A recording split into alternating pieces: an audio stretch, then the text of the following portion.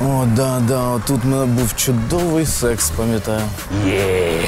Харків – це внутрішній базарчик такий якийсь. Заїжджаєш на базар, розкладаєшся. А він тоді стояв на базарі. Стояв, значить, це красиво. Ніколи не дивився на Харків з неба. По-багатому. Моя альма-матер до революції була публічним домом. Здрасте. Здравствуйте, Пусть. За волю України. Доброго дня. Вас, если не ошибаюсь, зовут Василий. Он говорит, Вась, тут все Васи. East Side, West Side. Не надо, братва, не надо. Не підкопаєшся. Все по красоті. Подняли настроение долларов на 400. Привіт, я Богдан Логвиненко. Разом з експедицією «Юкрейнер» ми об'їхали всю Україну, і я відчув, наскільки мало ми про неї знаємо. Адже багато цікавого є не лише в Києві та Одесі, але й в Переяславі, Дрогобичі та сотні маленьких містечок та сіл. А найкраще розказати, чим дихає місто і як воно впливає на людей, можуть тільки ті, хто тут жив. Тому цього разу запрошую вас дослідити міста та села України разом із людьми, які їх добре знають, і яких добре знаєте ви. Це шоу «Амбасадори».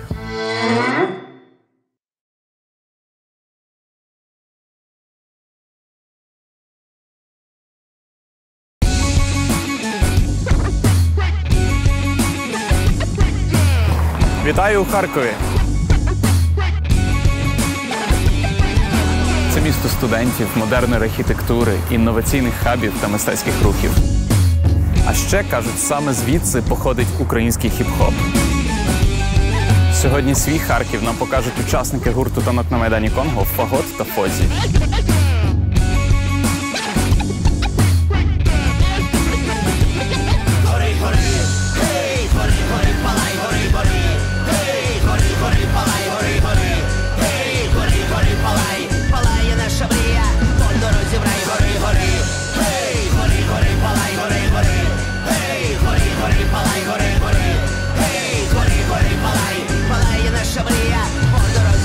Боля, привіт, але вибач, я тут Сторіс знімаю. сторіс знімаю. Ну так що, ти знаєш, коли 300 років вдома ж не був, ну саме знаєш, по цих місцях, я постійно просто проносишся все і поруч, ну знаєш так, не чіпляєшся.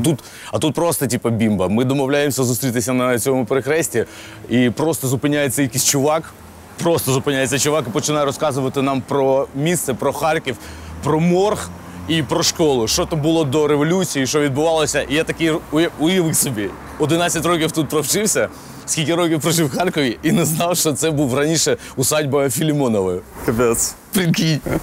Круто. Слухай, чому ми зустрілися саме тут? Ну, Можеш тут трошки? альма-матер. Знаєш, напевно, що зустрілися, щоб домовилися, щоб зустріти цього чувака, мені здається. Это школа, ребята, музыкалка, так? Значит, это был высочайшего класса публичный дом до революции. Вы снимайте это самое все. Но это уже разговор отдельный совершенно. Это, может быть, не совсем удачно будет Почему же? для вашей передачи. Нам все удачно. Моя альма-матер, моя школа ріднесенька, в котрій 11 років відтоптав в інтернаті, прожив 11 років. До революції була публічним домом. Причому елітним публічним домом, прикинь! Круто. Давай спробуємо подивитись, що там. Доброго дня. Перепрошую, а можна нам тут познімати трошки? Директора, я прошу, сейчас не подойдет. Привет! Здравствуйте! Рад вас видеть! А я тоже вас видел. Как это? А мы тут гуляем про Харьков, ребята. Про Харьков ребята програму знімають, а я як ведуча особа. І мимо школи, ж почали прямо зі школи, а ви тут. Дуже приємно, дуже приємно. Так що, пойдем по школі? Давайте, конечно, якщо що. Открывайте большую залу в классе. У нас же сейчас школа Стэнвей. У Новий? нас появились новые Стэнвей. Да, вообще круто. У нас невероятная удача, потому что это была моя мечта. Потому что что такое школа без хороших? Да, конечно, Это разумею. ничего. Да. А що було раніше школи тут? Что? Перед школою, що було? Перед школой только школа. До революции 17-го года здесь был рабочий клуб. Робочий клуб. Здесь большевики приехали в этот рабочий клуб в 18 году и объявили советскую власть. Историческое здание. Ну да. Вот мой педагог по фаготу. Да, вот его педагог по фаготу. Это наши профессора. Можете заценить. Да, вот Гарри Тушевич Абаджан. Человек, который отдал, знаешь, навчив мене грати на фаготі. Вообще здесь все великие люди этого города, наши выпускники. Да, отлично. Поэтому да. Вот. Як же там ще Олега немає? Нет, Трохи пізніше. Ні, я там внизу, там є декілька фоток. Да, там є, да. А где? Та вон, зверху. Дивись, модно, які в Армані піджаки. Вот так, да. Я тебе сделаю хороший портрет. Дякую вам. И мы сделаем обязательно, я же говорю, у нас будет галерея выдающихся музыкантов, которые стали выдающимися Дай Боже. в разных сферах. Пусть у вас все получается. Пусть все спорится. Я смотрю, все спорится, и дай Боже, пусть спорится и дальше. Потому что такое человек преданный и на своем месте. Дякую. Отлично. Дякую вам. Успіх. Хай щастить. Ми полетіли вже. Що?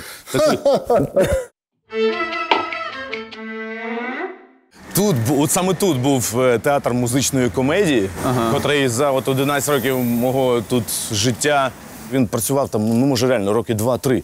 Але тут, я пам'ятаю, дуже крута була постановка. Я тут вперше почув Юнону і Авось. Я не пам'ятаю, хто що співав, але я ж маленький ще був. Але пам'ятаю, що мене так вштирило. Ну там музон геніальний просто. І мене так вштирило просто бомба. Тобто, знаєш, одне яскраве враження з дитинства. Моє життя з дитинства, з 7 років, відбувалося на одному перехресті, де була музична школа. Ми всі жартували, що можна життя провести не відходячи, з перехрестя не з'їжджаючи. Народився, навчився, пішов трошки окультурився, послухав музички, поспівав, подумав. Тут побуянив, якщо що, знаєш, якщо що, готель, можна і уєдинитися, розумієш, можна набухатися, і все, і крякнув, нормально. Що ще треба?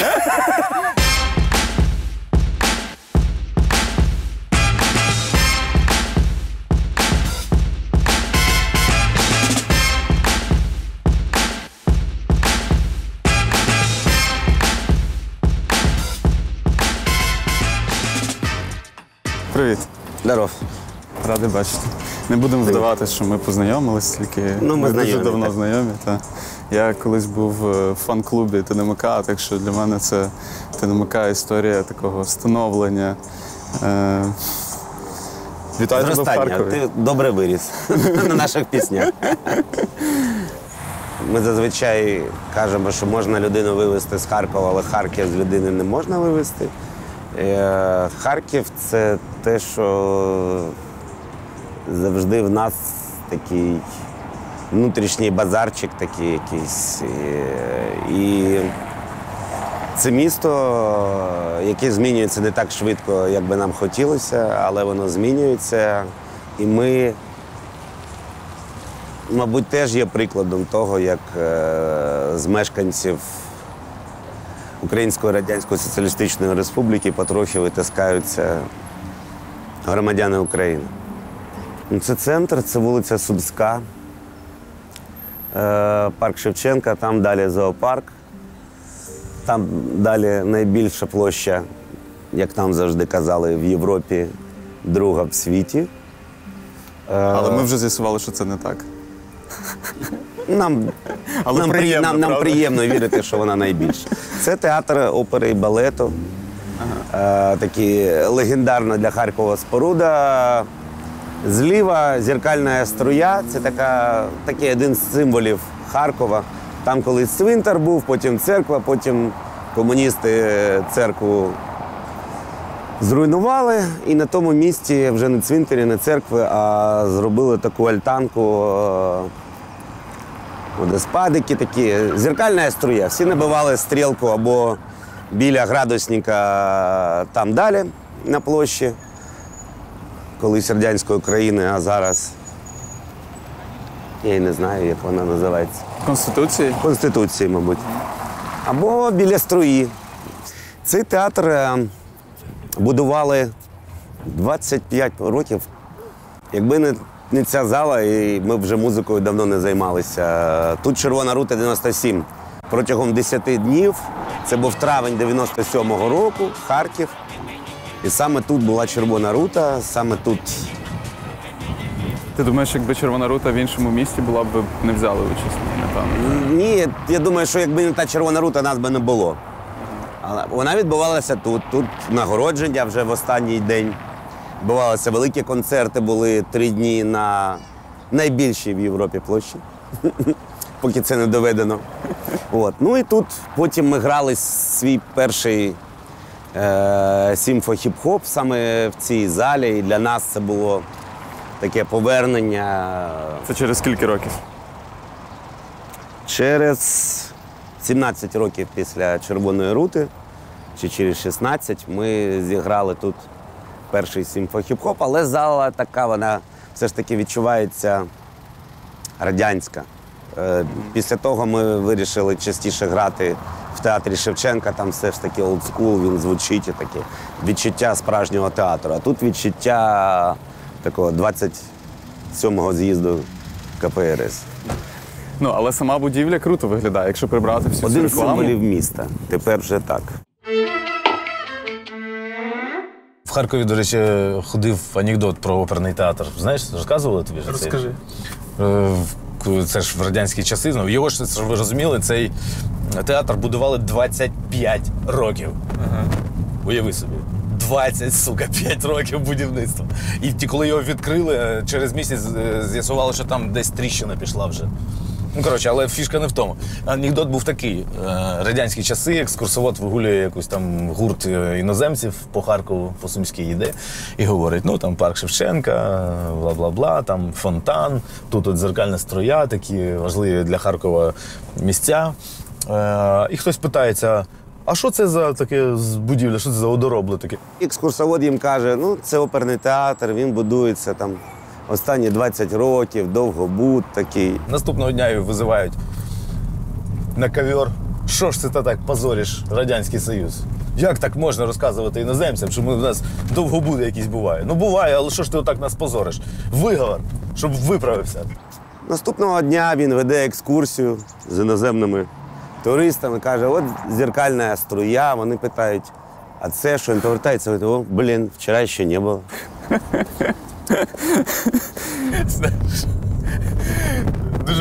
Я дуже добре, я думаю, тримався, тому що Фоз нам просто Розказував цей анекдот анекдот, розказав. знаю, да. Але найсмішніше, знаєш, що я його хотів розказати.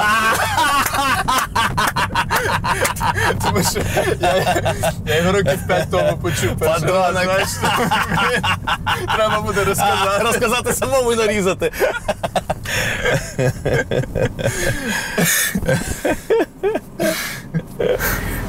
Слухай, чим для тебе і Харків? Слухай, я насправді не знаю, якщо чесно. Тому що він такий дуже непростий і непередбачуваний, і він став на око кращим. Не завжди зберігається трушність, само собою. Але це вічна тема.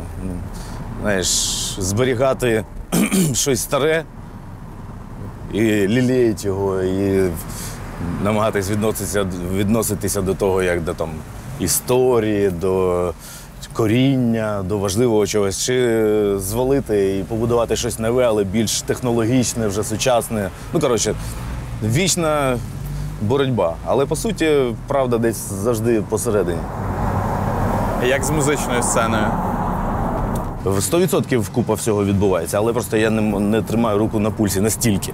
Але коли щось з Харкова вистрілює, то всі про це дізнаються. Розумієш, про танок на Майдані Конго теж колись ніхто не чув, поки, знаєш, сиділи, а потім стрільнули. Так само з купа і харківських гуртів було, з П'ятницею.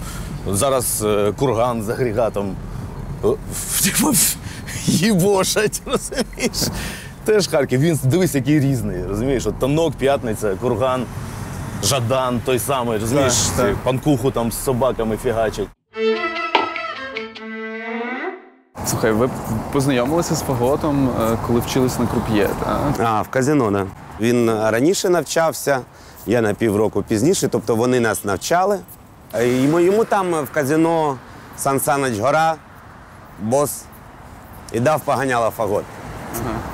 І коли я дізнався, що він фагот, тому що він грає на фаготі в гурті Казма-Казма, на який я отут, між іншим, в Хатобі ходив, це для мене було таким, ніфіга собі Казма-Казма. Ти мене оставив, Джемі, ти мене оставив. Це було таке щось дуже незвичне. Альфонс де Монфруа, Казма-казма. Це був такий інді-інді. Харків тоді все ж таки знали в першу чергу ГПД, різні люди, Гавнарок, ну, До якого такий ти теж радянський. був причасний. Так. Тобто такий русський рок. А поруч із тим існувала така шобла більш інтелігентна з консерваторії, які грали дуже цікаву музику, ну зовсім не схожу на радянський рок, на бренді-бренді. А отут стара опера, в якій ще українських культурних діячів судили. І частину з них розстріляли. Маєш на увазі там, так? Ага. Так. Ну я це знаю як Харківську філармонію. Це був колишній. Будьте з цим обережніші, тому що в Харкові можуть переїхати і ми ще будемо винні. От тут Хвильовий жив, якого, якщо я правильно розумію, чи по цій справі судили в старій опері, чи інших. Це будинок слова. Ви були там? Так. Знаменитий будинок слова, про який мало хто знає навіть в Харкові. Тут шматочок старого Харкова. От там далі театр Березіль, Шевченка, отам от ми тепер граємо. А он, бачите, на стіні мурал Гурченка. Але мені здається, що вона праворуч жила, а не там, де мурал. Така була харків'янка така. Яскрава. Що? От саме тут і є Харків. Ще пару кілометрів і він зникне. Ми йдемо зараз в бік Благбази. Благовіщенський базар, Благбаз або розмовна форма Благбаза. Ти пам'ятаєш момент, коли ти вирішив, що треба їхати в Київ? Ну, після Червоної рути, тоді ж ще інтернет був такий, десь в когось. Було два шляхи завжди для Харкова. Москва, потім з'явився Київ. Ніхто серйозно про Київ ніколи не казав. Всі такі усілякі яскраві люди, яскраві проекти, всі відразу дивилися в бік Москви. Багато хто не розуміє, в чому така неукраїнськість Харкова, повертаючись до війни, повертаючись до Голодомору, повертаючись до того факту, що Харківська область втратила в відсотках на більшу кількість і якість населення. Дуже багато людей було перевезено там Воронеж, Курськ. Для населення Курськ був ближче за Київ, тому що вони приїхали сюди з Курська, і родичі в них там, і мова така ж. Це важливо розуміти, коли говориш про Харків. Чомусь зрозумів, що ніколи по Харкову на кабріки не розсікав. І тут, дякуючи Боді. Є. О, да, тут в мене був чудовий секс, пам'ятаю. І вона була така тендітна. Ще в школі. В дворі? На сходах.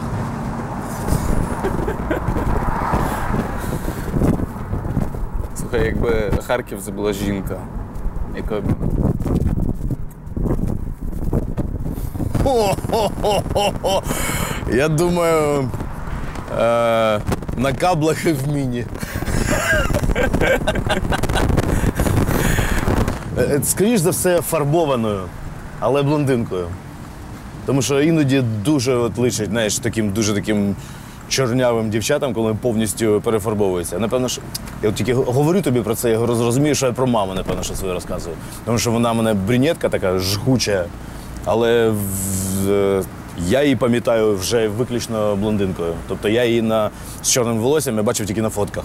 Я її завжди пам'ятаю яскравою такою білявкою, і вона така прям вся червона помада, голлівудська посмішка. Мамі, напевно, було б приємно, що вона образ Харкова. Ну, по суті, так. По суті, так і є. Моя мама, да, для мене це образ Харкова. І вона, до речі, знаєш, вона Вона любила Харків. А отут колись, ну вона і зараз, мені здається, є, дитяча залізна дорога. Оце, до речі, не закритий в мене гештальт. Я в дитинстві постійно так чи інакше поруч катався і жодного разу не катався на дитячій залізній дорозі. Я не знаю, де в Савке ще були дитячі залізні дороги. Бачиш, а тут були. В Україні 9. Сорі. Лаханувся! Не мав цього говорити, Бачиш, да? да, ні, чому? Я ж говорю, отак от, я ж тобі про що підвожу. Отак от народжується харківське его. Так. В Савки більше не було. Все нема, тільки тут залізна дорога.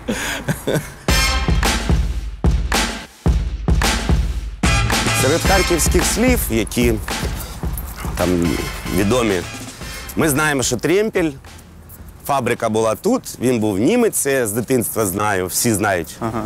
От, наприклад, ми з Сівохою спілкувалися, всі області, які прикордонні з Харківською, вони знають це слово. Наприклад, в Донецьку розуміють, що таке Трємпіль. В Білгороді розуміють, що таке Трємпіль. Суми знають, Полтава знає. Далі вже ні. Тобто те, що називають плечиками, вішалкою. Кажеш Трємпіль, от зараз там фотосет в нас був, і ми з Фаготом там повісь на Трємпіля.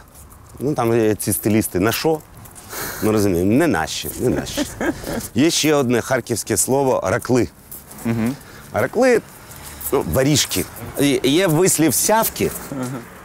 Сявки – це хулігани, такі макрожиганчики такі. А ракли – це сявки, які щось дьорнуть. От хтось блював, молодець який. Ну а чого, молодець, хоч міг же на вулиці, а так він до річки добіг. Так от. Але в річку не попав. Ну, та й річки вже нема. Так от, був покровитель бурси, якийсь там святий Іраклій, або щось таке. І тут були скрізь торгівельні ряди. І, значить, які були, це були торгівельні ряди? Бабки з біляшами. І коли гупав колокол, що в цій бурсі перерва, вони кричали: ракли йдуть. Ну, Іраклій для них задовго було, скорочено, ракли.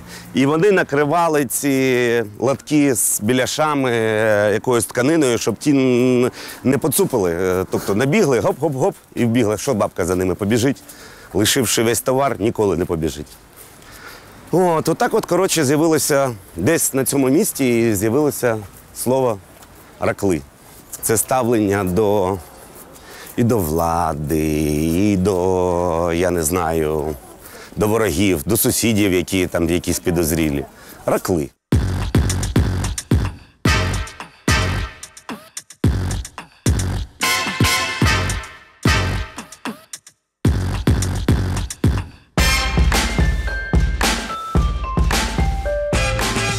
Ти Між іншим, зустрічав багато раклів, коли... я можу пригадати історію, вона пов'язана от з цим будинком. Треба було поміняти $50, великі гроші. І нас гупнули на підміну цій будівлі. Якраз в одному під'їзді міська управа, в іншому під'їзді обмінний пункт. І, уявляєш, гупають нас. Мене, не нас, мене.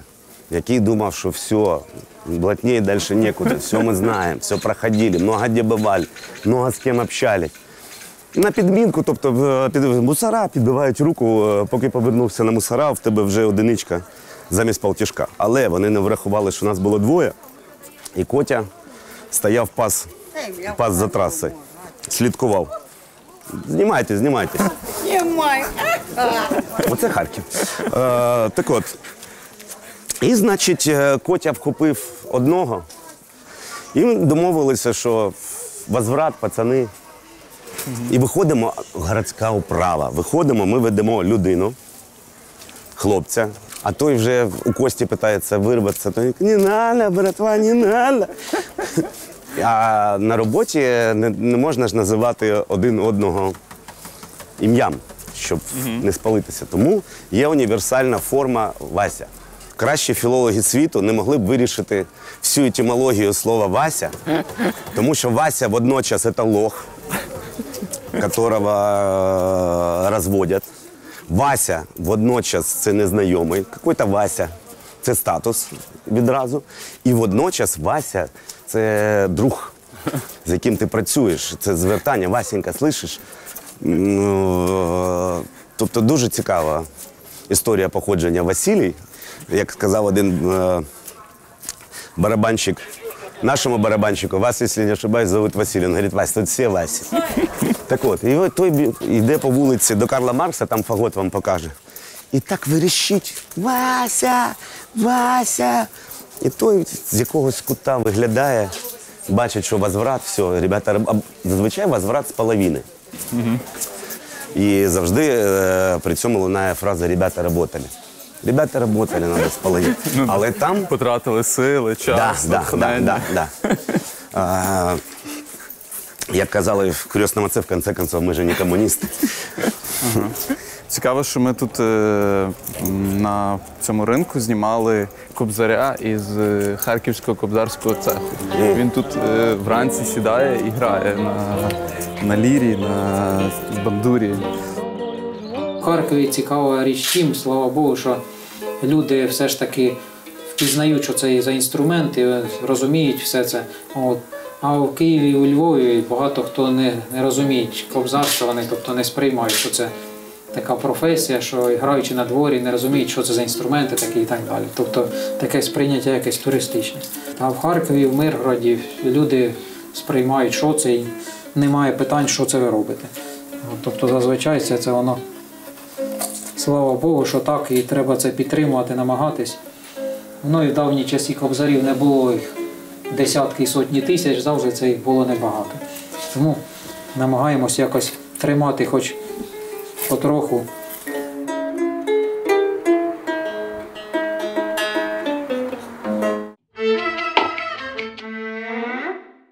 Ми б не могли тут тоді торгувати, потрібен був вихід на людей. Щоб стати на базарі, потрібно було, причому на базарі не торгують, на базарі стоять. Добрий день. Здрасте. Здравствуйте, Фузя. Здрасте, здрасте. Це теж суто харківський вислів, а він тоді стояв на базарі. Стояв, значить, це красиво. Не торгував, не барижив, не толкав, стояв. І в мене був колись найкращий в житті базар. Значить, коли ми приїхали до Києва, здрасте, в Києві базар збирався на 10-ту, а в Харькове уже на 9 расторговались все. И мы думали, ну что за лоховской город? Мы идем с поезда, нельзя купить ни покушать, ничего, еще базара нету, они спят еще, київлянці.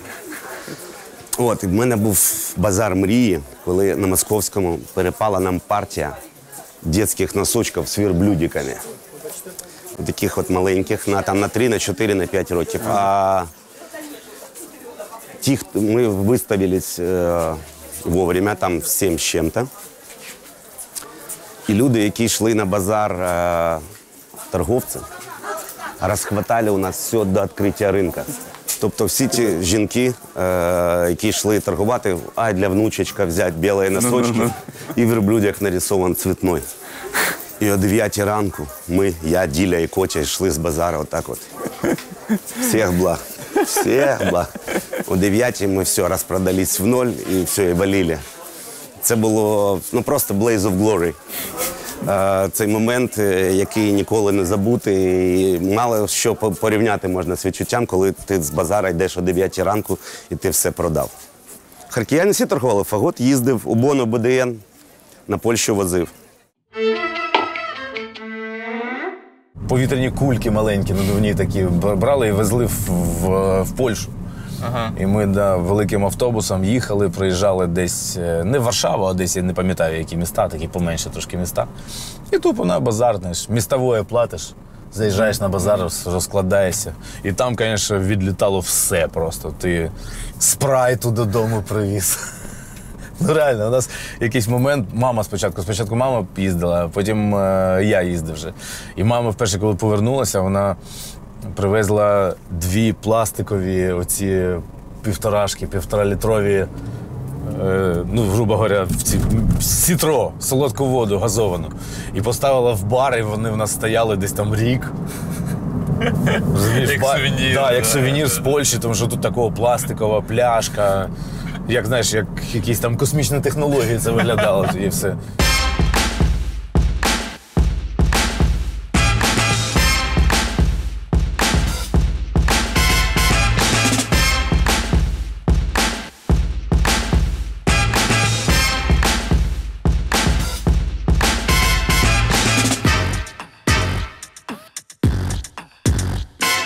Ой, красота вообще яка.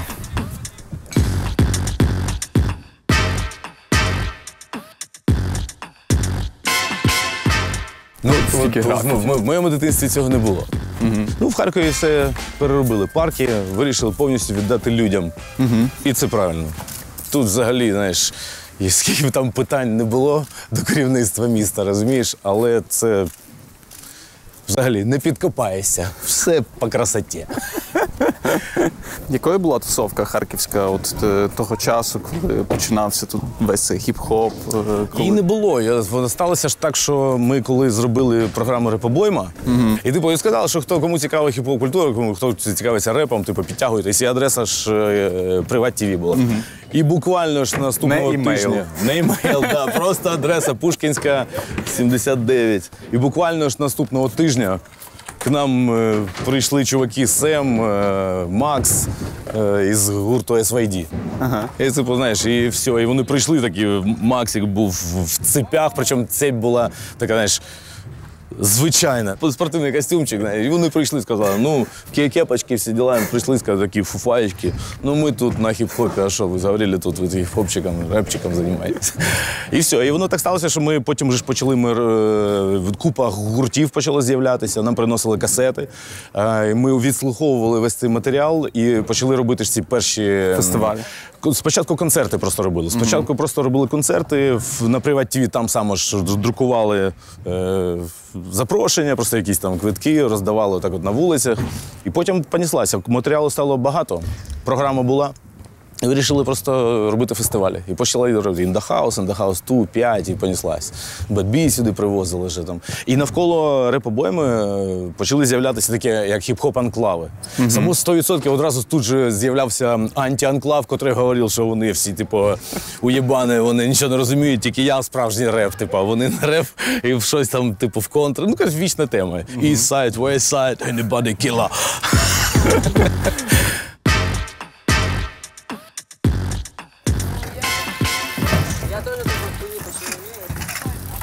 Я тоже такой хуйни вообще не пробовал.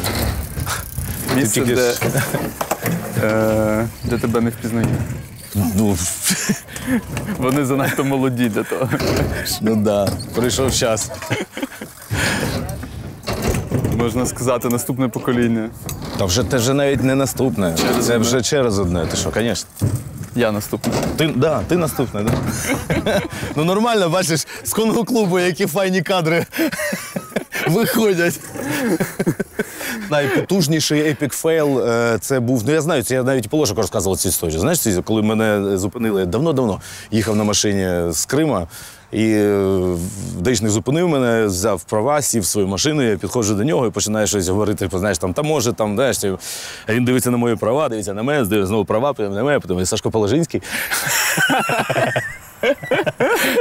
Що в нас далі по графіку? Так, ми їдемо зараз в заплановане нами місце. Це буде авіазавод.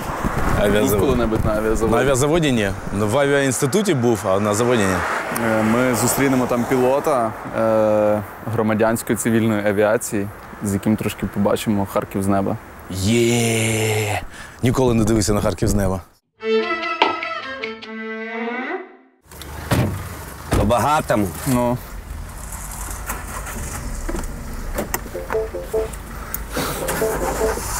Америка, голібаби, Голлівуд. А отут Інститут культури, тепер Державна академія культури. Ми сюди з фаготом поступили і жодного разу на жодну лекцію не пішли. Що, вас вигнали? Ні, ми на екзамені зрозуміли, що там нема чому навчатися. Там був такий Станіславський, якийсь місцевий в сандалях, якийсь професор, який на іспиті всі грали якісь етюди. На режисерів поступили, і він там «Не вірю». І ми такі свого там. А отут я написав першу колонку Харківській губернській відомості. Тут магазин «Ведмедик», солодощі. І тато якось чекав Досі маму. відкритий, да? Так. Чекав маму, дитячий світ, і криса вилізла. А там шоколад такий. І я вирішив написати колонку. З неї лишилася тільки назва «Криси на площаді Совєтської України».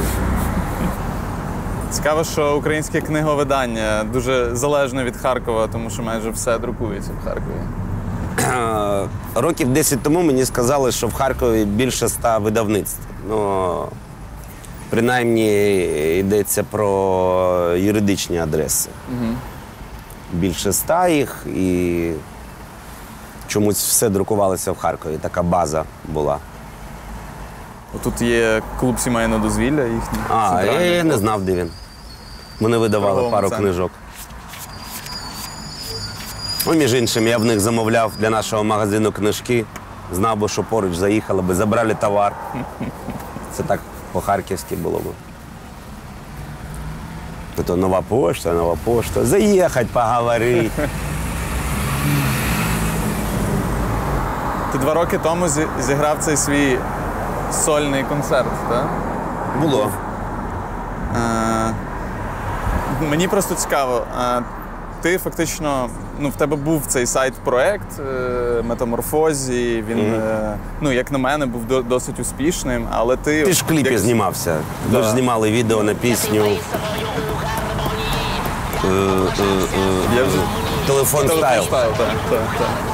Шапка в тебе була така. Він навіть є на каналі.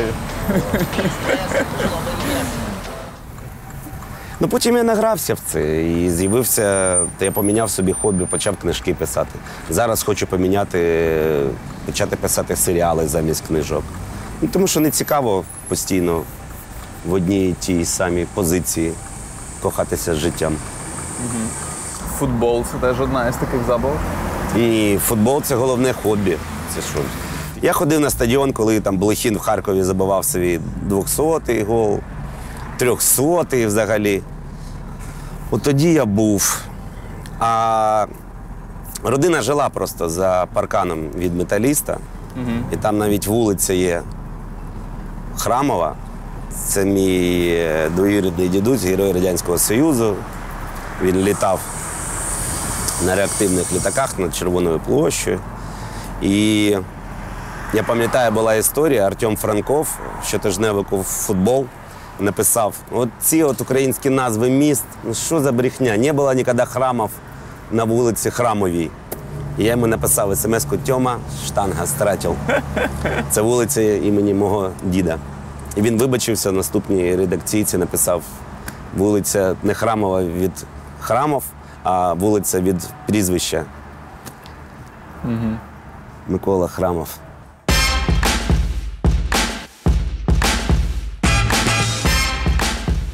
Доброго дня. Авіація Галичини. А як? За волю України. Тільки так. Вогонь запеклих не пече. Вітання. Радий вас бачити. Доброго дня. Почалося це все з допомоги армії, з захисту, з Євромайдану, а все виросло в цивільний повітряний патруль. Виникла така ідея – об'єднати пілотів, які готові своєю технікою, своїми знаннями надавати підтримку Збройним силам, іншим силовим структурам, державі та її громадянам. Тобто повністю по аналогії з цивільним повітряним патрулем Сполучених Штатів був створений перший добровольчий авіаційний загін, в який війшли відповідні льотчики на своїй техніці.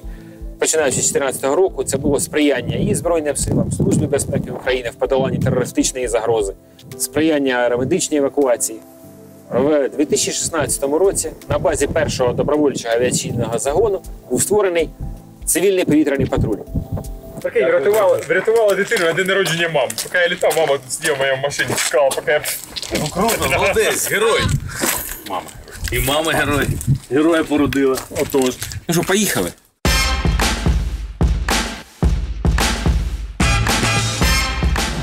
пацан, не кожний район, 100 чи 100. От намагаюся зараз зрозуміти, де мій райончик. А, ось там мій райончик, нормально, я вже бачу. Скільки разів ти літав на таких літаках? Я вперше літав на такому, ще на меншому, взагалі такий, спортивний такий літачок в Австралії на Red Bull Air Race. Такі, значить, літачки, на котрих Формула 1 робиться літачкова. Це вперше було там. Але він там і мертву петлю робив, і бочку робив, там піпець був. Ми злетіли, і в мене кров відійшла від язика і від рук. Я на від руку так розігнув.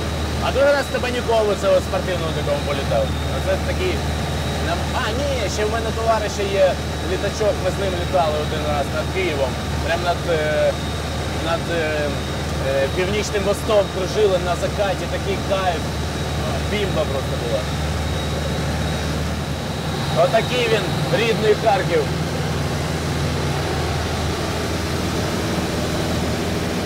Згори, якщо що.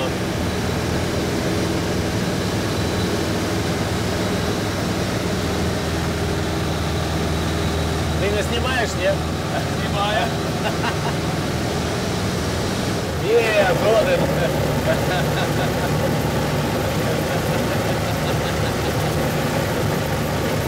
Нам би треба на репетицію з оркестром встигнути. Площа Конституції, будь ласка. Дякуємо за неперевершену посадочку. І все решта неперевершене теж було. Дякую, Шльотчик, що не убив. Спасибо. Дякую, товариш Льотчик, що приземлив смішненько.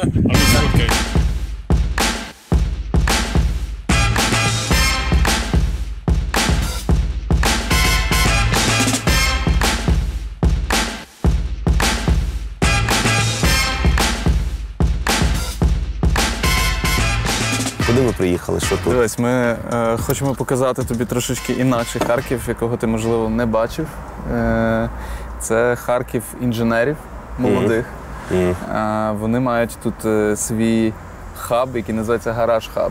Вони почали з маленького гаража і розрослися в такий підвальчик, де вони вивчають нове покоління інженерів. Вони кинули університет, вирішили йти своїм шляхом і просто зайдемо до них в гості. Ну, давай.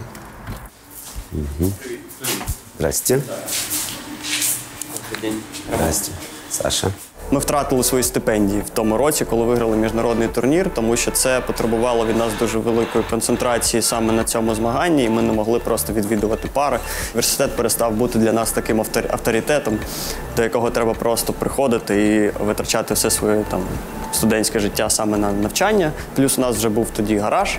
Це такий простір, де ми могли самоактуалізуватися через технології, і ми продовжили це робити. І за наступні 2 роки один гараж перетворився на 2, на 3, на 4. Коли до нас приходять люди, вони питають, ага, ви робите речі з фанери. Потім вони бачать металічне якесь обладнання і такі, ага, ви робите речі з металу. І ми їм кажемо, що ми робимо будь-що, тобто, як кажеться, the sky's the limit. У мене колись був такий експірієнс, який я завжди пам'ятаю. Мене направили в корпус, в помірки біля ХАІ, і я 2 тижні сам збирав парти. Ого. Швидкий кайф. Зібрав, щось зробив, молодець. І так от запах дерева. Класно.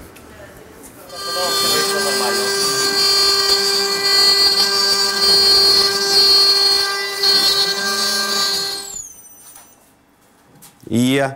Клас. Кабріолет. Сувенірчик. Можна сказати, що це з ХТЗ, як сувенір на базарі. Ну, ні, ХТЗ з деревом не працює. Можемо прошліфувати? Давай.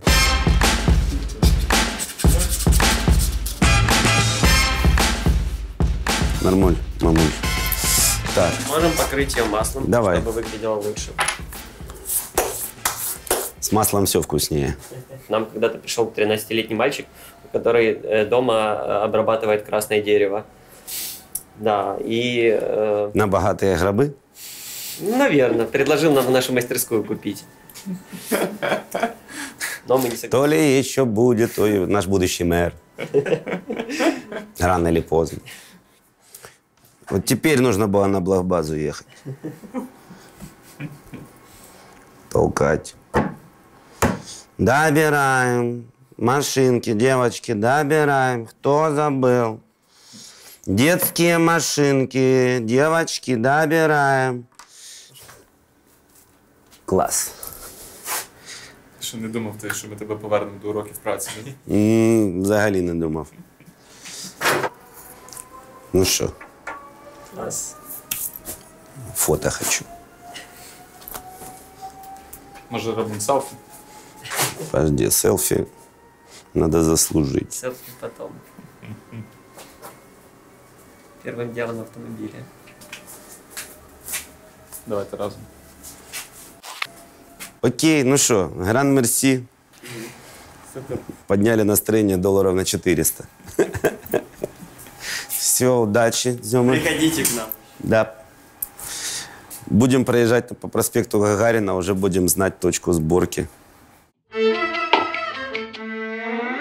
І я скажу таку жахливу річ, яку багато хто не сприймає. Українізацією Східної України треба займатися російською мовою.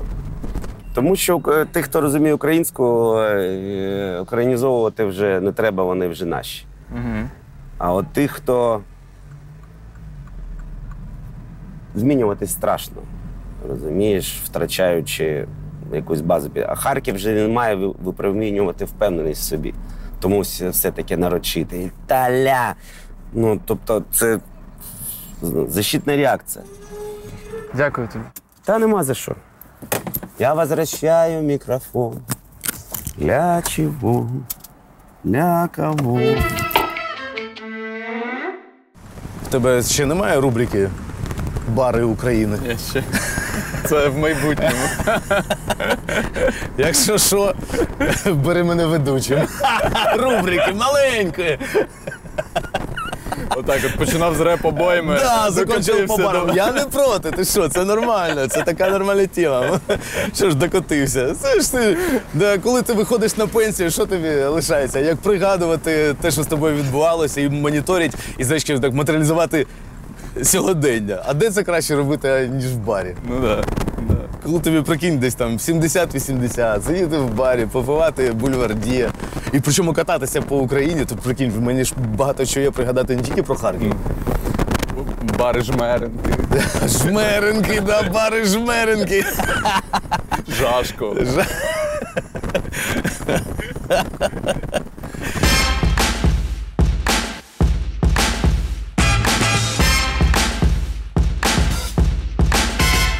Радий вас бачити. Салют. Привіт. От бачите, це Гаррі Тушевич, це людина, яка мене навчила грати на фаготі, по-перше, доброго дня.